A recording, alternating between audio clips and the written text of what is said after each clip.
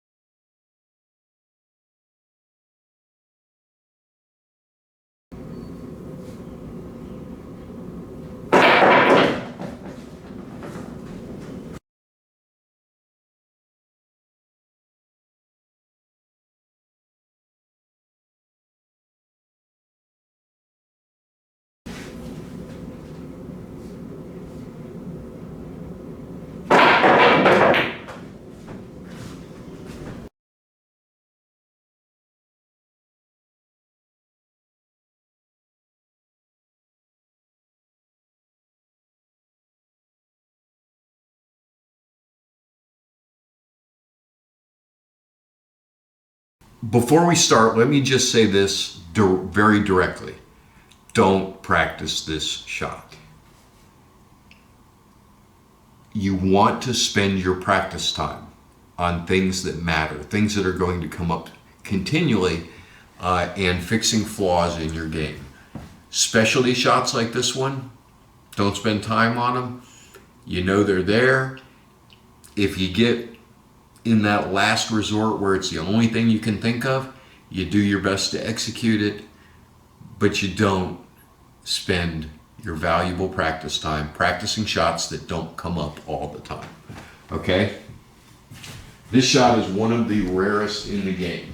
Now there are a couple of reasons that you would use an object ball jump, and we're going to talk about them.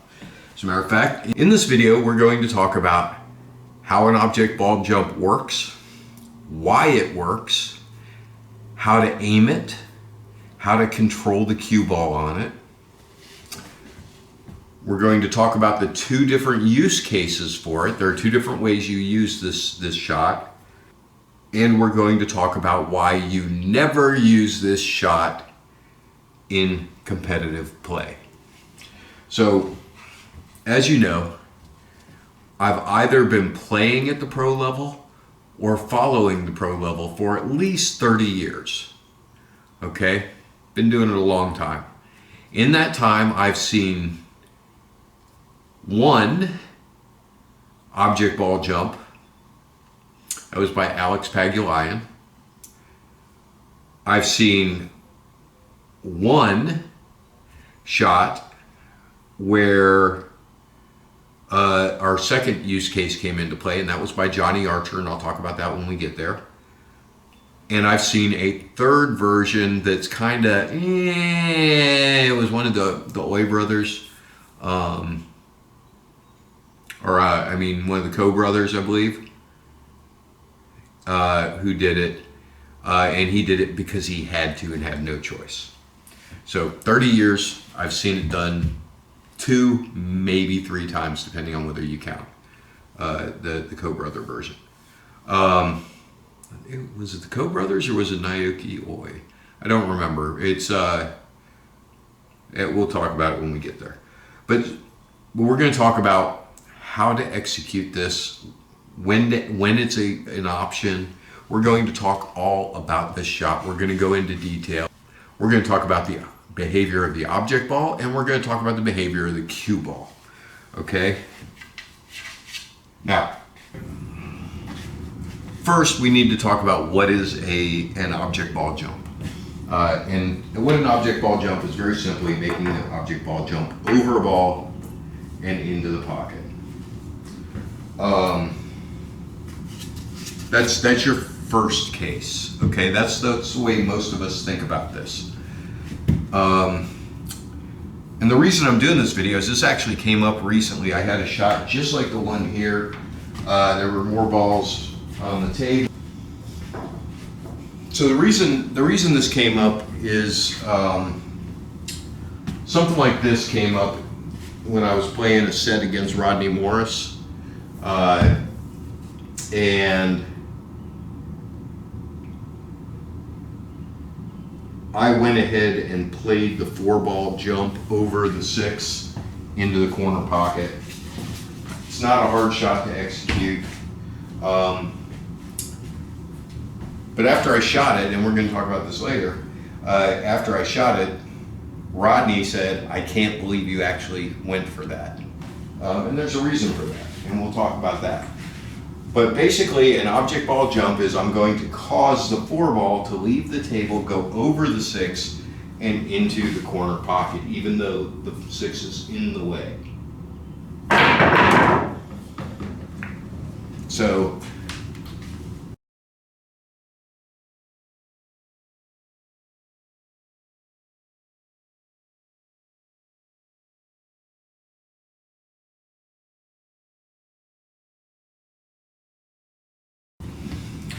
that's an object ball jump. I made the 4-ball go over the 6-ball. Yeah, this cue ran into the 6 and made it move, but the 4 was already out of the way and in the pocket by then. The 4-ball did not touch the 6. 4-ball went straight over. Okay, so, and that's our first case.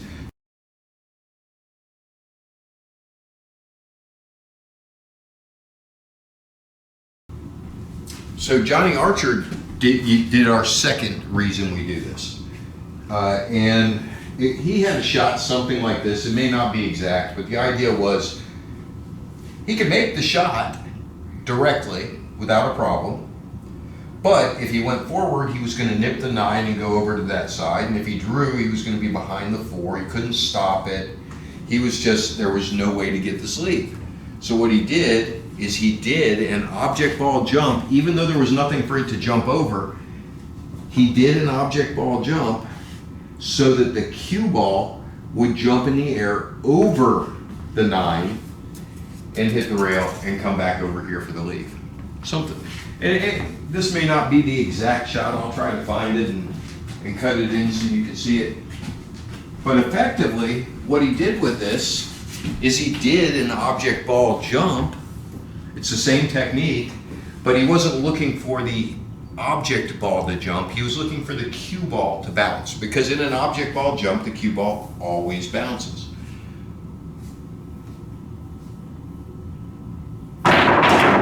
So he did something like that, where he used the object ball as a launch pad for the cue ball to get over so he could get his lead.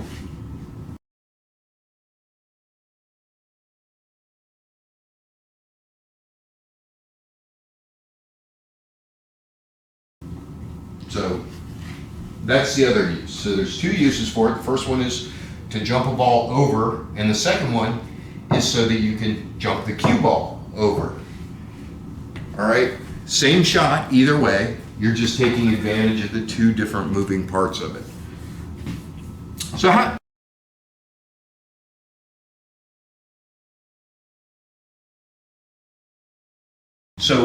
does this work? Why does it work? How is this possible?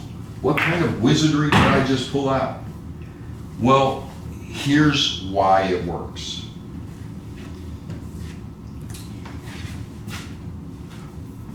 We all know that using a jump cue makes it easier to get over a ball, right? We can get over it from a shorter distance. We can make the cue ball jump higher than we can with a playing cue. A playing cue jump, you typically only go over the edge of a ball. With a jump cue, you can jump over the whole ball. And that is due to two things. It's due to the weight of the cue being very light, but more importantly, the tip on a jump cue is a phenolic tip. That is a phenolic tip, okay? It's resin that's been hardened into a point where it's extremely hard. And the funny thing is that if you're using a decent set of balls, these are also phenolic, okay? These balls are also phenolic. So if you can get your cue ball to hit above the equator of an object ball, that will cause the object ball to bounce. Works just like a jump. With a jump, we're hitting, with our phenolic tip, we're hitting into the ball, causing it to bounce off of the table, right? Well, if this is phenolic too, and I take it and do the same exact thing, this is going to bounce too. They're phenolic. It's a phenolic tip. It's a phenolic ball. They're both rounded, so that the contact point is actually very small. That's why it works. This is the same material, or very similar material, to this. And you can argue chicken and egg. You can say that the reason that this works is because it's made out of the same material as that. You can say the reason that works is because it's the same material as this. Either way, it doesn't matter.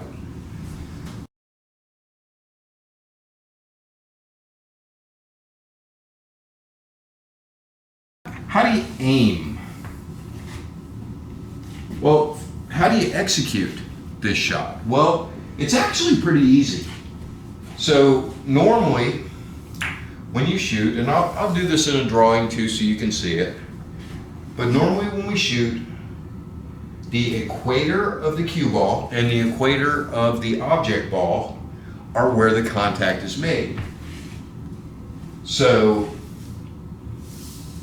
if I'm shooting this ball, if the cue ball is on the table and I shoot this ball, when it makes contact, the two equators of the balls are where the contact happens, okay? And that's going to be an important point here in just a minute. All you're doing with an object ball jump is you're getting the cue ball off the table so that it hits above the equator of the object ball. All you're doing is getting it up so it hits above the equator. Now notice, I'm not hitting up here. I'm I'm not trying to jump the whole ball. I'm not trying to get the bottom to nip the top. I'm just trying to get it up a little bit. So the balls are 2¼ inches tall, right? 2¼ inches is a standard height of a billiard or of a pool ball. All I have to do is get the equator off the table, and now I'm hitting above center on the object ball, which causes the object ball to bounce. And the higher up I hit, the higher the object ball goes. But just like with every other shot, you know, if you hit a half ball hit, then 50% of the momentum goes to the 4 and 50% goes to the cue ball. Well, the same thing's true in these object ball jumps. If I jump and I hit here, I am effectively, so assuming that I go this direction, I'm effectively getting a little less than a half ball hit, which means that a little more than half of the momentum stays with the cue ball and a little less than half of the momentum stays with the object ball. Okay? Now, if you can get it to jump and hit it on its way down, then you can actually transfer the full momentum of the cue ball into the object ball. But now you're talking about controlling speed, not only of the main shot, but you're also talking about controlling the speed to come down at a certain angle. Very hard to do. Don't recommend doing it. It can be done. You can do some pretty wild things if you can pull it off. But at the end of the day, again, don't practice this shot. Practice things that come up in games all the time. You would have to put in a ton of practice, because the difference in hitting up and coming down on that and hitting and coming up, coming down on that are two different speeds. So you would have to get all the different speeds down. It's just not worth it. Okay? And I'm going to talk later about why you don't shoot this in competition. It's more of a last resort specialty shot, and in fact, Alex should not have shot it when he did. He did a great job. He did a phenomenal shot, and it worked out really well for him. I think he got out that rack, but it was still the wrong shot, even though he did it. And even though he was very high percentage to make the shot, it was still the wrong shot, and we'll talk about why. And that's my opinion, by the way. I know there's a lot of you out there that believe that running racks is how you win games. It's not. It's the mental game that wins matches. Everybody can run a rack at that level.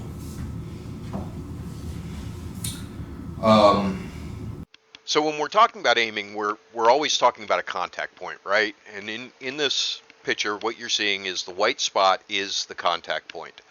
And it is the spot on the ball that you hit in order to make the ball go into the pocket.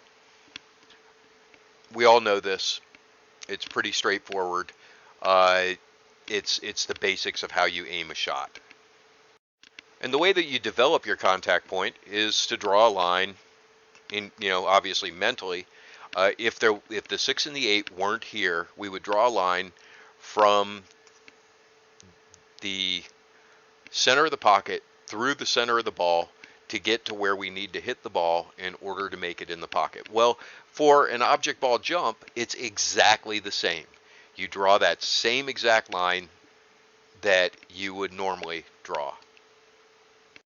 Now you can hit the ball at any point on this line, and it will still go to the pocket. And the reason for that is that that's the way the momentum's going, right? That's where, regardless of whether you hit it at the normal contact point or you hit it higher than the contact point, the aim is exactly the same.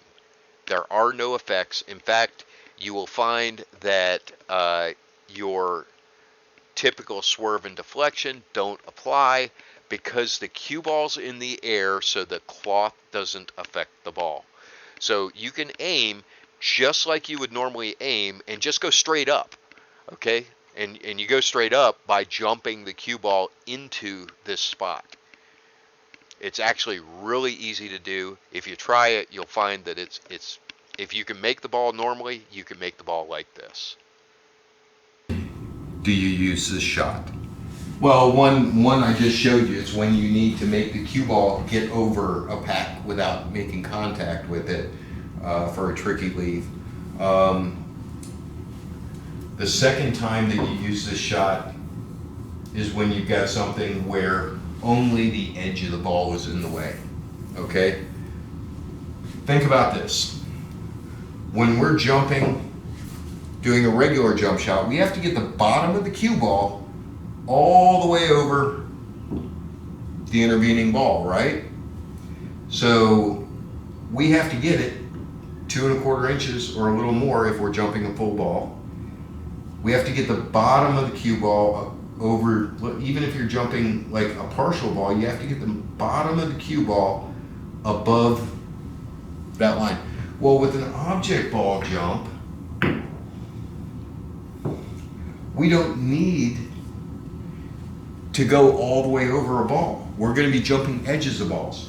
And so when you look at it, all we have to do is get it up enough to clear, right? All we have to do is get it up enough to clear the ball without making contact. That distance that we have to get it up, we're moving the equator up, not the bottom of the ball. In a jump shot, you're moving the bottom of the ball over. In an object ball jump, you're moving the equator over. Does that make sense? We're just trying to get the equator high enough. Okay? Because we are never, under any circumstances, going to try to do a full ball jump with an object ball. We're just not going to do that. It can be done, but to do it takes an incredible amount of precision, and you have very, very little control over what the cue ball does afterwards.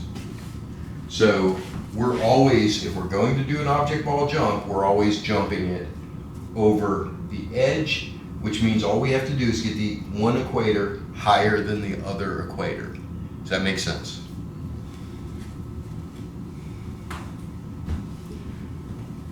We're only going to do this. We're only going to do the jump version of this. Option, use case 1, we're only going to jump the object ball across if we're jumping the edge of a ball. We're never going to try to jump more than half a ball with that. Never, under any circumstances. I mean, we could have the perfect setup where we've got plenty of takeoff room, we've got plenty of landing room. We're still not going to take that object ball jump, ever. And we'll talk about that at the same time as we talk about as we talk about why you don't see it in pro play. Because it's actually not a hard shot to execute. Jumping the edge of a ball is not a hard shot to execute. I've done a dozen of them here today. So this is actually my second take on the video. The first one, for some reason, my sound wasn't working. It didn't record my voice. There's going to be some shots in the video where you see the shot with no sound, and that's because the microphone, for whatever reason on the camera, I had to reset the camera to get the microphone to turn back on. In any case, so when we're going to do an object ball jump is either when we're jumping over the edge of a ball, or when we have a clear shot on the ball and we need the cue ball to bounce over a ball. Those are the only 2 times you're ever going to do this. That's when it's an option. It's not an option any other time, just those 2 cases.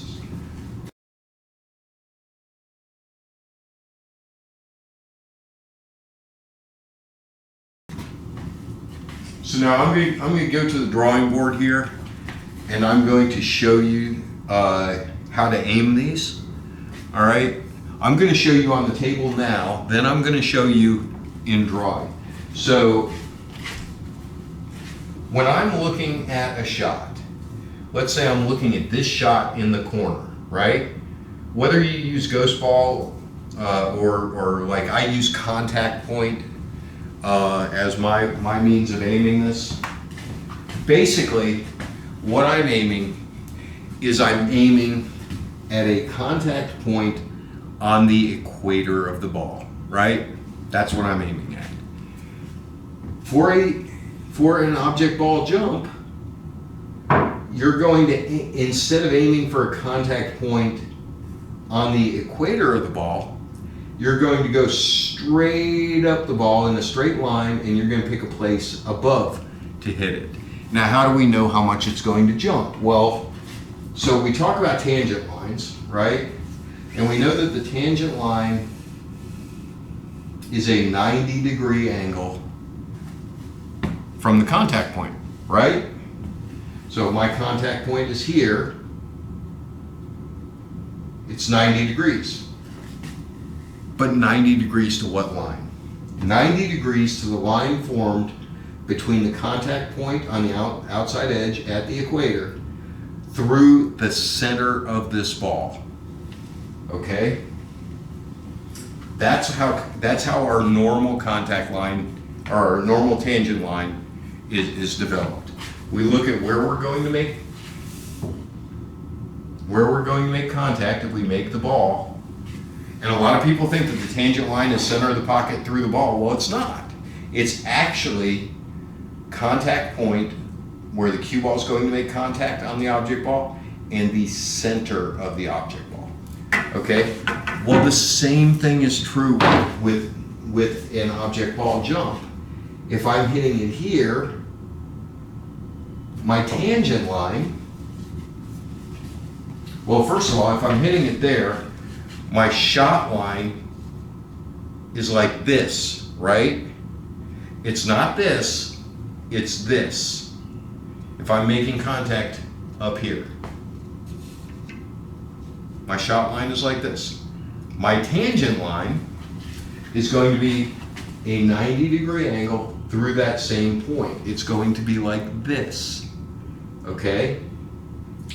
Well, the amount of bounce that I get on my object ball is going to depend on how high up I hit it.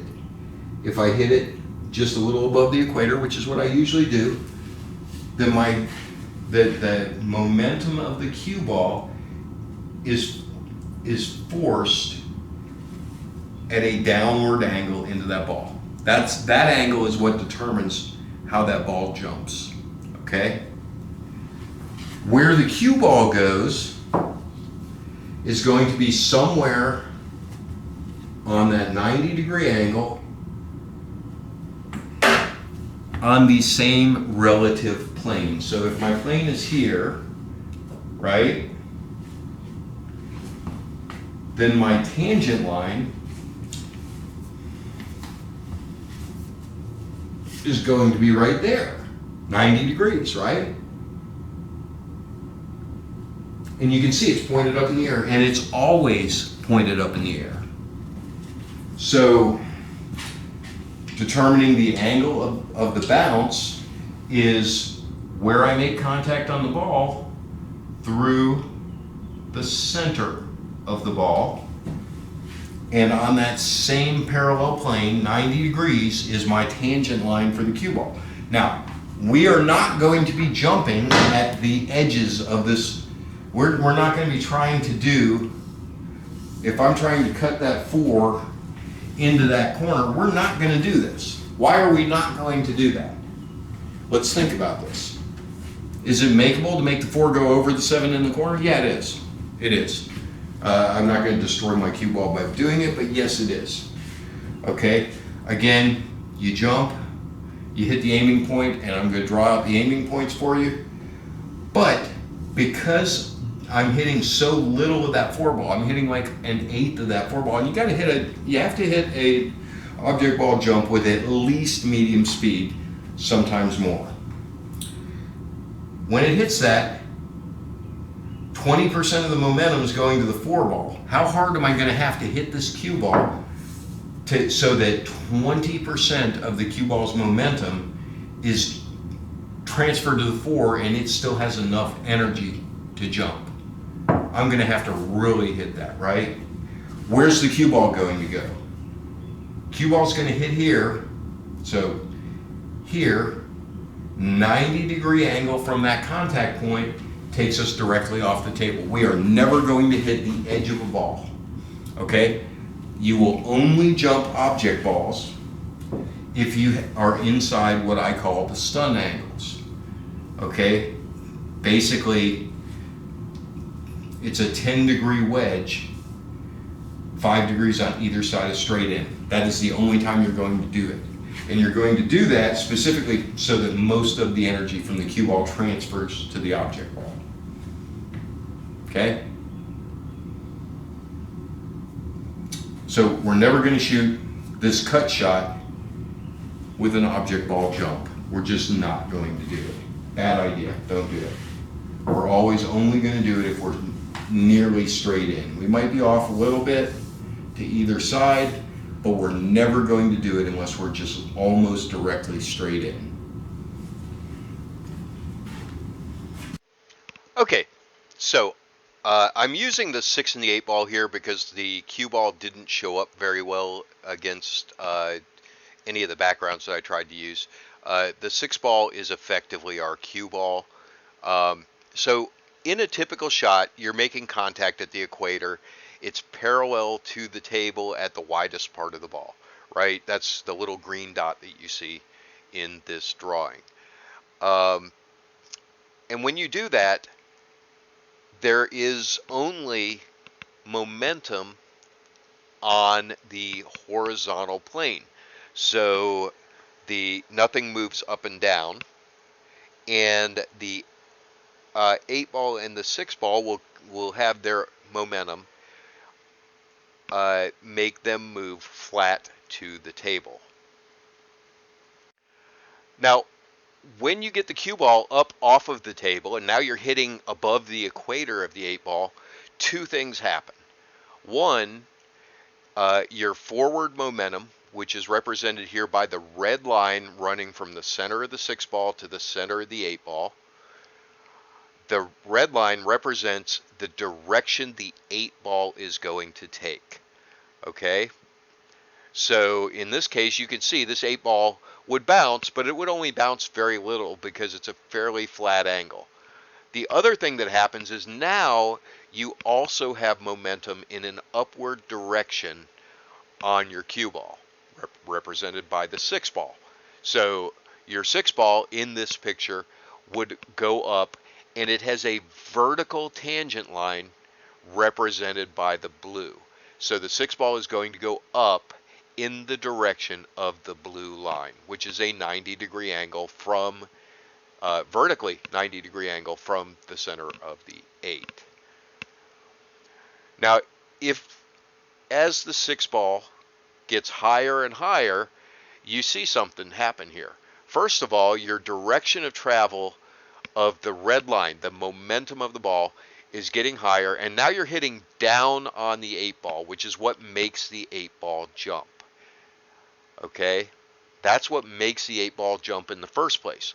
The 6 ball, or the cue ball in our normal case, is going to go upwards in the direction of the tangent line, the vertical tangent line, which is the blue line.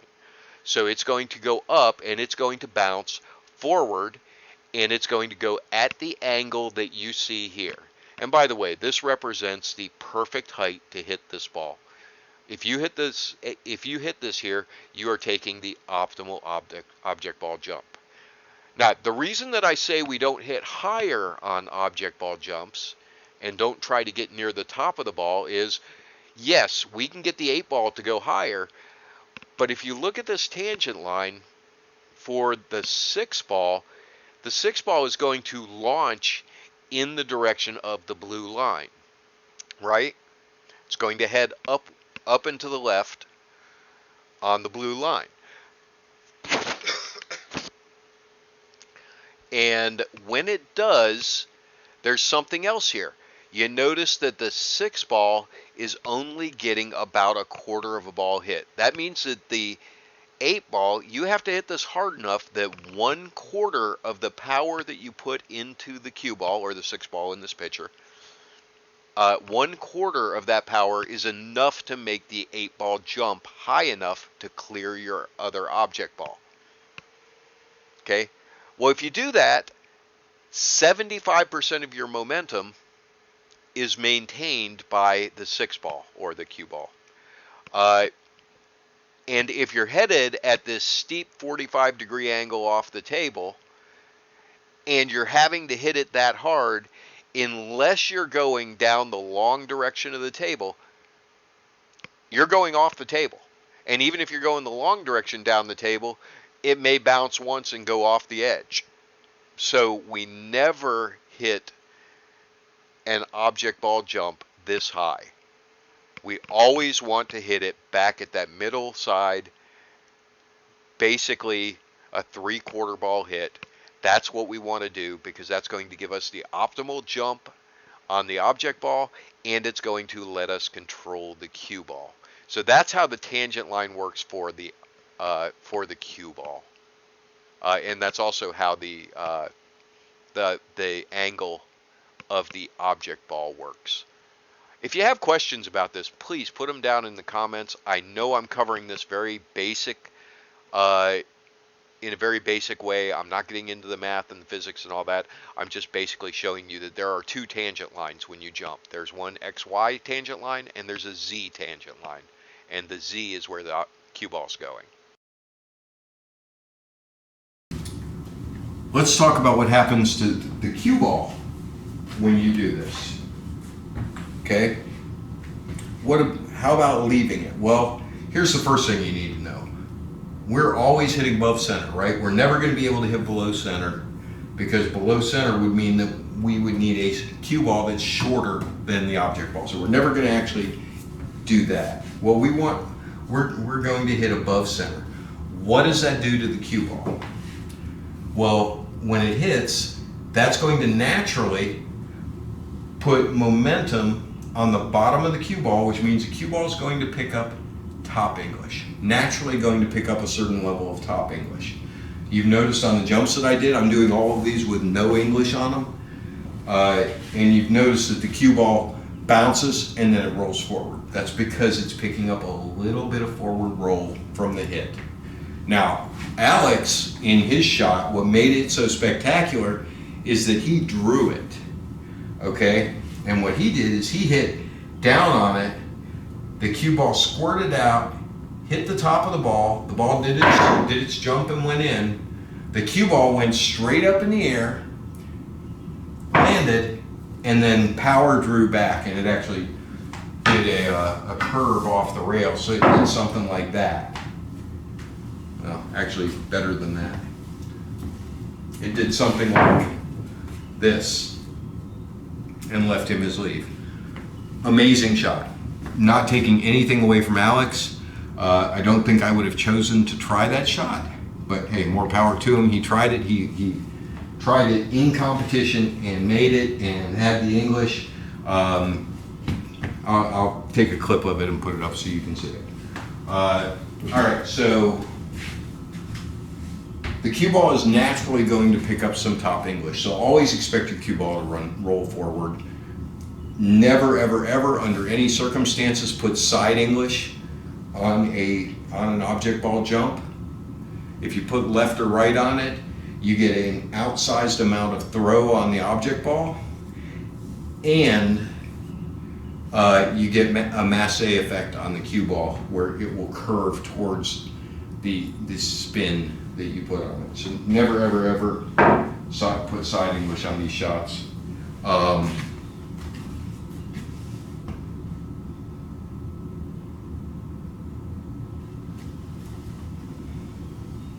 Now for our last topic. And I want to be clear on this. There's a reason you don't see this shot in pro competition. Let's take the shot that I had with Rodney, the one that I made a few minutes ago to show you, where he had a bunch of stuff here on the table. This ball was over here.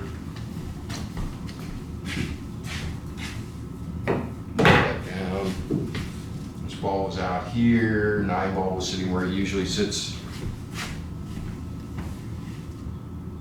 7 was about there where it's blocked. Now let's think about this shot. This is a perfect case for an object ball jump. I'm almost straight in. All I have to do is stop the cue ball for the 6. I can if I put as much draw as I can on this, no, maybe not as much, but if I put a lot of draw on this and I hit it fairly high, the cue ball's gonna, or hit it just above the equator, the cue ball's gonna go straight up, it's gonna come straight down, and it's just gonna sit right here for the 6. This is a perfect case. But what's sitting right here? There's a very, very simple safety. Why would I take the risk of an object ball jump when I have a lockdown safety sitting right there? And it's true that in every case, regardless of whether you're talking about an object ball jump over. So here's a case. What can I do here? Well, I can do something really, really simple, like roll the 4 into the 7 and roll the cue to the rail. And leave it fairly safe. Then I've always, with 1 ball, given that we're only really considering it if the edge is taken, I mean, just send it right by the edge and roll the cue up on the ball. That safety is so simple.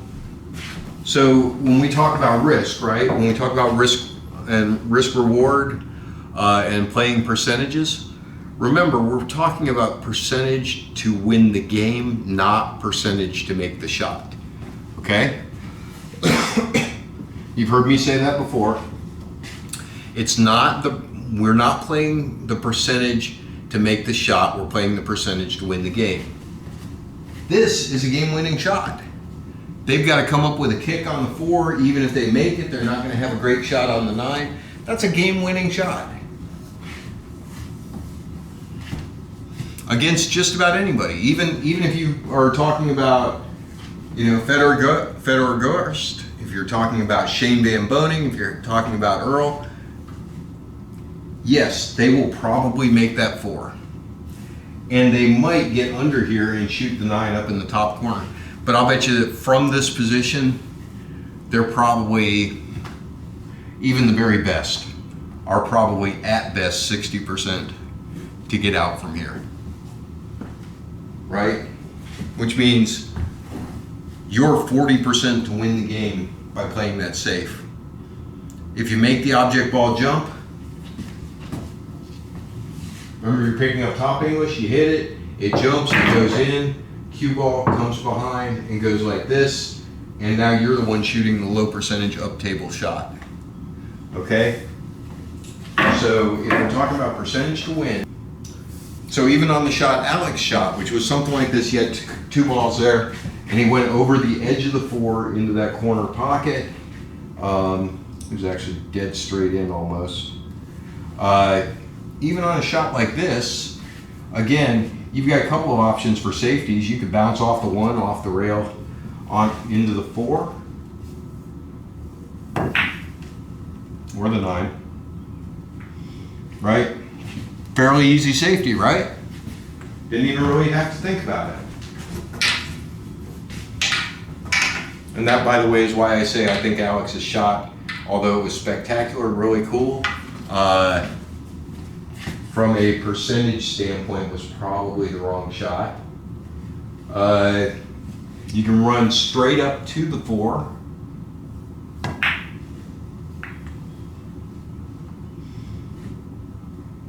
Now what?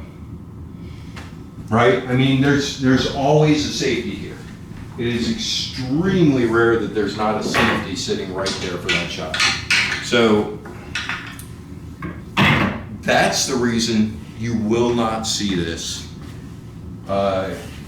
except in extremely rare last resort kind of circumstances. You might see the jump over a ball version of it, take the cue ball over a ball version of it with something like this, where there's a shot, but you can't get down the table to your leave easily. You might see it here.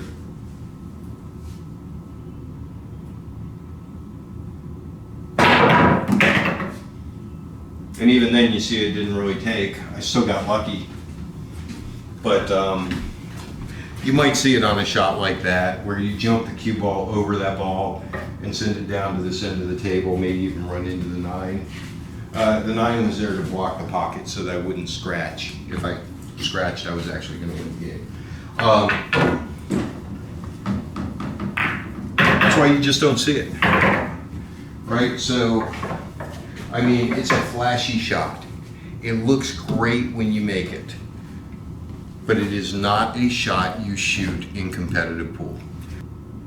With that, I want to thank you for watching. Don't forget, hit like, hit subscribe, ding the notification bell, and we'll talk about more stuff. You know, normally I like to focus on strategy and the mental part of the game, but this shot came up, and again, the right shot for me to shoot would have been to play safe. Rodney couldn't believe that I actually did the shot. And frankly, he's right. I should have just rolled it past him, froze him to the balls, let him figure out what he was going to do. But more importantly, this is a shot that it's worth knowing it exists. Like I said, don't practice it, but just know it exists. And when you get in that last resort situation, take your best shot at it. It's another tool in the toolkit. Take it for what it's worth. I hope you have a great day, and we'll catch you next time.